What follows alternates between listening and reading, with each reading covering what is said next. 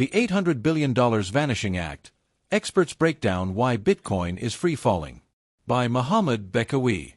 The cryptocurrency market is currently weathering a brutal storm, with Bitcoin leading a retreat that has wiped out nearly $800 billion in value since its peak in early October 2025. After hitting a staggering all-time high of nearly $125,000 just weeks ago, the world's largest cryptocurrency has shed roughly one-third of its value, sinking to lows not seen since April.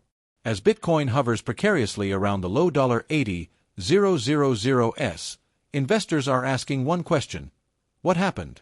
According to market analysts and industry insiders, there isn't a single smoking gun. Instead, a perfect storm of macroeconomic jitters, political disappointment, and systemic leverage has triggered the sell-off. Here is what experts say is behind the plunge. 1. The tech sneeze and the AI bubble. For years, Bitcoin has traded in tight correlation with high-growth technology stocks. When big tech soars, crypto tends to follow. When tech stumbles, crypto falls harder. Analysts point to growing unease on Wall Street regarding a potential bubble in artificial intelligence stocks. As investors reassess the sustainability of AI capital expenditures, they are rotating out of riskier asset classes. When tech sneezes, it's natural to expect Bitcoin to catch a cold, noted Nick Puckrin, an investment analyst and co-founder of the Coin Bureau. With the Nasdaq and other tech-heavy indices facing headwinds, Bitcoin is suffering from guilt by association. 2. The Trump trade fizzles out. A significant portion of Bitcoin's rally earlier this year was fueled by speculation surrounding the U.S. election and the return of Donald Trump to the White House. The Trump trade was predicated on promises of a national Bitcoin reserve and a deregulated crypto environment. However, reality has set in. Experts cite waning excitement, as the new administration has been slower to roll out pro-crypto policies than the market anticipated. Furthermore, concerns over proposed tariffs have introduced new economic uncertainties, pushing institutional investors back towards safer harbors like the US dollar and away from speculative assets. 3. The Fed and interest rate anxiety. The macroeconomic picture remains murky.